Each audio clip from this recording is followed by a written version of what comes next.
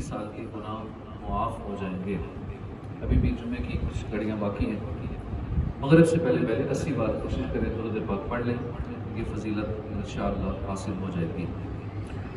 صلو علی الحبیب صلی اللہ تعالی علی محمد صلی اللہ علیہ وآلہ وسلم۔ اللہ پاک نے قرآن پاک میں ارشاد فرمایا وَإِذَا قِيلَ لَهُمْ، اور جب ان سے کہا جائے، کیا کہا جائے؟ آمینو، ایمان لاؤ۔ اور جب ان سے کہا جائے ایمان لاؤ، کیسا ایمان لاؤ؟ کما آمن الناس، جیسے اور لوگ ایمان لائے۔ صحابی رسول سلطان المفسرین حضرت عبداللہ بن عباس رضی اللہ عنہ فرماتے ہیں، یہاں الناس سے مراد صحابہ کرام ہے، یعنی منافقوں کو کہا جاتا ہے اے منافقوں، تم کہتے ہو کہ ہم ایمان لائے مگر یہ تمہارا ایمان مقبول نہیں، مردود ہے۔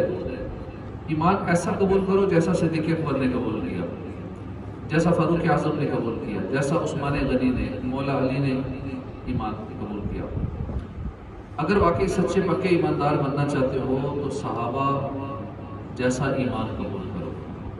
اب دیکھیے، ایک ہے منافقوں کا وہ کلمہ پڑھنا جس کے سبب یہ جنت کے حقدار بننے کے بجائے الٹا جہنم کے حقدار ہو گئے، اور دوسرا ہے یہ ایمان جس کا ان سے مطالبہ ہو رہا ہے، انہیں چاہیے تھا کہ فوراً اس نصیحت کو قبول کرتے، مگر یہ بدبخت تھے۔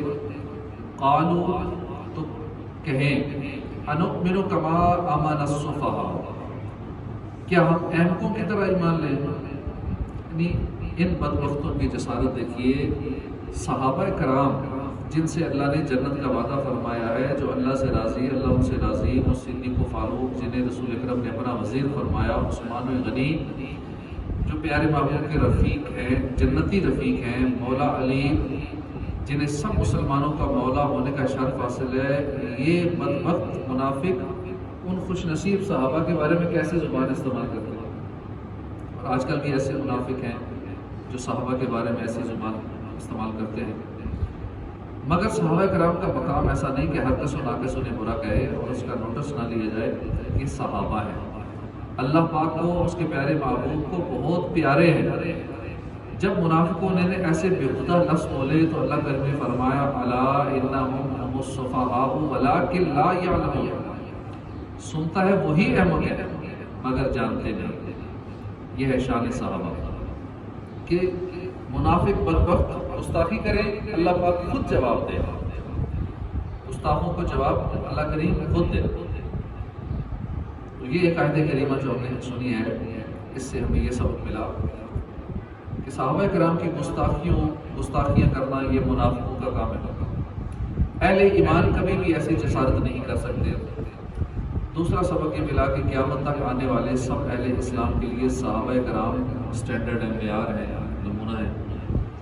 ایمان وہ قبول ہوگا جو ایمان صحابہ جیسا ہوگا، وہ ایمان جو ایمان صحابہ سے مختلف ہو، ایسا ایمان مقبول نہیں ہے، مردود ہے۔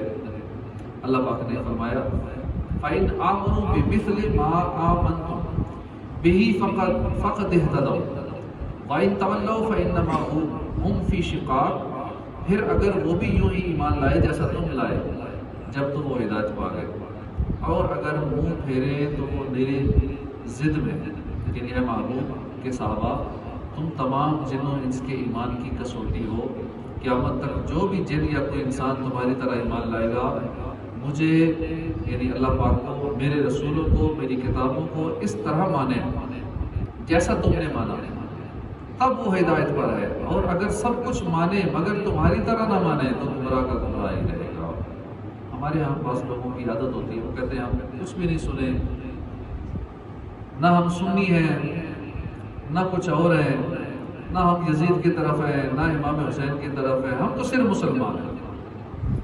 یہ بالکل غلط نظریہ ہے کہ مسلمان کو تیز بننے کی کوشش کرتے ہیں، ہم تو سیدھے مسلمان ہیں۔ آپ کا مسئلہ کون سا ہے؟ جی ہم مسلمان ہیں، کوئی مسئلہ نہیں، مسلمان سب برابر ہے، ہم سیدھے سیدھے مسلمان ہیں، کسی فرقے میں نہیں۔ تو یہ غلط نظریہ ہے، صرف مسلمان ہونا کافی نہیں ہے، ایسا مسلمان ہونا ضروری ہے جیسے مسلمان صحابہ کرام تھے۔ منافقوں سے یہی مطالبہ ہو رہا ہے کہ آمنو کما آمن الناس، یعنی اے منافقو تمہارا صرف آمنا ہم ایمان لائے یہ کہنا کافی نہیں ہے. ایمان ایسا قبول کرو جیسا صحابہ کا ایمان ہے. ایسا ایمان قبول کرو تو مقبول ہوگا ورنہ قبول نہیں کیا جائے گا. لہٰذا صرف مسلمان ہونا کافی نہیں ہے، ہم نے ایسا مسلمان بننا ہے جیسے مسلمان صحابہ کرام تھے. بڑی مشہور حدیث پاک ہے. اللہ کے آخری نبی صلی اللہ علیہ وسلم نے فرمایا بنی اسرائیل 72 فرقوں میں بٹے تھے، میری امت 73 فرقوں میں بٹ جائے گی. ان میں سے ایک جنتی ہوگا باقی سارے جہنمی ہیں. پوچھا کہ یا رسول اللہ وہ ایک جنتی ہوگا وہ کون ہے؟ فرمایا ما انا علیہ و اصحابی، یعنی وہ گروہ جنتی ہوگا جو میرے اور میرے صحابہ کے راستے پر چلے گا. یہ ہے ایمان کا معیار. صرف ایمان قبول کرنا کافی نہیں ہے، جنت کا حقدار ہوگا جو صحابہ کے طریقے پر ایمان قبول کرے گا. اللہ پاک نے فرمایا وَإِذَا قِيلَ لَهُمْ آمِنُوا كَمَا آمَنَ النَّاسُ، اور جب ان سے کہا جائے ایمان لاؤ جیسے اور لوگ ایمان لائے ہیں. اس آیت کریمہ میں دو طرح کے ایمان کا ذکر کیا گیا. ایک ایمان وہ ہے جسے رد کر دیا گیا، دوسرا ایمان وہ ہے جسے نہ صرف قبول کیا گیا بلکہ قیامت تک کے لیے معیار بنایا گیا. رد ہونے والا ایمان منافقوں کا ہے، مقبول بلکہ معیار بننے والا ایمان صحابہ کا ہے. اب دیکھنا یہ ہے کہ صحابہ کے اور منافقوں کے ایمان میں فرق کیا ہے. مانتے صحابہ بھی تھے، ماننے کا دعویٰ منافق بھی کرتے تھے. سمجھنے کی بات یہ ہے کہ صحابہ کرام کیا مانتے تھے اور منافق کیا مانتے تھے. قرآن پاک میں اور بے شمار احادیث کریمہ میں اس فرق کو بہت واضح کر کے بیان کیا گیا ہے. پہلا اور بنیادی فرق تو یہی ہے کہ منافقوں کو اللہ پاک اور اس کے پیارے محبوب پر بالکل یقین نہیں تھا، اور صحابہ کرام یہ اللہ رسول پر کامل یقین رکھتے تھے جس کی مثال نہیں ملتی. مثلا غزوہ بدر کو دیکھیے 313 تھے، کافر 1000 سے زیادہ تھے. صحابہ کے پاس ہتھیار کم تھے، کافروں کے پاس ہتھیار زیادہ تھے. صحابہ کے پاس کھانے پینے کی بھی کمی تھی، کفار 10 اونٹ ایک وقت میں کاٹ رہے تھے. اب ایسی حالت میں منافق بولے غر هؤلاء دینہم، یہ مسلمان اپنے دین پر مغرور ہے. یعنی ایک طرف اتنا بڑا لشکر ہے اور ایک طرف صرف 313 مسلمان ہیں، یہ پھر بھی اپنے سے 3 گنا بڑے لشکر کے ساتھ جنگ کرنے جا رہے ہیں. ان کے دین نے دھوکے میں ڈال دیا. یہ اس جنگ میں فتح حاصل نہیں کر پائیں گے. یہ ہم منافقوں کی بے یقینی. اللہ پاک فتح کا وعدہ فرما چکا مگر منافق بے ایمان تھے. ان بدبختوں کو اللہ کے وعدے پر یقین نہ آئے. اور دوسری طرف صحابہ کرام کا یقین دیکھیے کہ پیارے آقا صلی اللہ علیہ وسلم نے ایک مقام پر رک کر صحابہ سے مشورہ فرمایا تو صحابہ کرام نے بڑے یقین اور پختہ ایمان سے عرض کی اے اللہ کے آخری نبی میدان بدر تو یہ رہا، آپ فرمائیں تو ہم سمندر میں اترنے کے لیے تیار ہیں. یہ ہے کامل ایمان. اللہ وقت میں ایسا ایمان نصیب فرمائے. حضرت جابر صحابی رسول ہیں، آپ کے والد صاحب کی وفات ہوئی تو ان پر کافی قرض تھا. اب قرض داروں نے حضرت جابر رضی اللہ عنہ سے مطالبہ کیا. حضرت جابر کا ایک کھجوروں کا باغ تھا، اتنی آمدنی تھی نہیں کہ قرض اتار سکیں، اور ادھر قرض دار مطالبہ کر رہے تھے. صحابہ کی شان ہی نہیں رہی. اب دیکھیے مشکل کشائی کے تعلق سے صحابہ کا عقیدہ کیا تھا. حضرت جابر پر مشکل آئی، بخاری کی حدیث پاک ہے. حضرت جابر کہاں حاضر ہوئے؟ مشکل کشا نبی رسول ہاشمی کی خدمت میں حاضر ہوئے.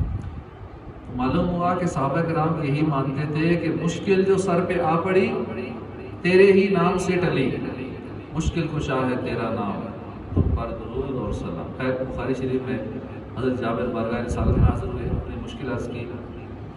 بے قصوں کے مددگار سرکار عالی وقار صلی اللہ علیہ وسلم نے فرمایا کہ جابر باغ کی کھجوریں توڑو، انہیں جمع کر کے ڈھیر لگا دو، پھر مجھے بتانا. حضرت جابر باغ میں گئے، کھجوریں توڑی، ڈھیر لگایا، بارگاہ رسالت میں حاضر ہوئے. عرض کیا جان ایمان صلی اللہ علیہ وسلم کھجوروں کا ڈھیر لگ چکا ہے. دو جہان کے سردار مکی مدنی تاجدار صلی اللہ علیہ وسلم اپنے عاشق کی مشکل کشائی کے لیے روانہ ہوئے. باغ میں تشریف لائے. فدعا بالبرکات، کھجوروں کے ڈھیر کے پاس تشریف لا کر برکت کی دعا فرمائی اور حضرت جابر سے فرمایا جابر قرض داروں کو بلاؤ، قرض کی ادائیگی میں کھجوریں دینا شروع کر دو. یہ فرما کر حضور واپس تشریف لے آئے. حضرت جابر نے کھجوروں کی تقسیم شروع کی. بظاہر کھجوریں کم تھی، قرض زیادہ تھا، مگر حضور کی دعا کی برکت سے تھوڑی سی کھجوروں سے سارا قرضہ بھی ادا ہو گیا، کھجوریں پھر بچ گئے. قسمت میں لاکھ پیچ ہوں 100 بل 1000 گج، یہ ساری گتھی ایک تیری سیدھی نظر کی ہے۔ قرض کی ادائیگی کے بعد حضرت جابر مسجد نبی میں حاضر ہوئے، نماز مغرب ادا کی۔ اب یہاں دیکھیے کہ صحابہ کرام کا ایمان اور حضور پر یقین کتنا پکا تھا۔ بخاری کے الفاظ ہیں کہ حضرت جابر نے یہ ماجرا حضرت ابوبکر صدیق اور فاروق اعظم کو بتایا تو ان دونوں حضرات نے بہت ایمان افروز جواب دیا۔ فرمایا جابر جب رسول اکرم صلی اللہ علیہ وسلم تشریف لے گئے تھے تو ہمیں اسی وقت پتہ چل گیا تھا کہ اب جابر کا سارا قرض اتر جائے گا۔ یہ ہے ایمان صحابہ۔ ابھی معجزے کا ظہور نہیں ہوا، بس آپ اپنے صحابی کی مشکل کے حل کے لیے تشریف لے گئے اور حضرت ابوبکر کا عمر کا ایمان دیکھیں، ان کا یہ مسئلہ حل ہو گیا کہ حضور تو نکاح کر دے تو مسئلہ حل ہو جاتا ہے، اور حضور جس کے ساتھ چلے جائیں اس کا تو سارے مسئلے حل ہو گئے۔ اب حضور تشریف لے گئے، اب دنیا کی کوئی طاقت جابر کا قرض اترنے میں رکاوٹ نہیں بن سکتی۔ گویا ان کا یہ عقیدہ تھا کام جو ان سے ہوا پورا ہوا، ان کی جو تدبیر ہے تقدیر ہے۔ یہ صحابہ کا ایمان ہے، ہمارا ایمان وہی مقبول ہوگا جب ہم صحابہ جیسا ایمان قبول کریں گے۔ لہٰذا ہمیں بھی چاہیے کہ ہم اللہ پاک پر، اس کے پیارے محبوب پر، اللہ کے ارشادات پر ایسا پختہ یقین رکھیں جیسا صحابہ کرام رکھتے تھے۔ اللہ پاک ہمیں توفیق عطا فرمائے، آمین بجاہ نبی الامین صلی اللہ علیہ وسلم۔ الحمدللہ۔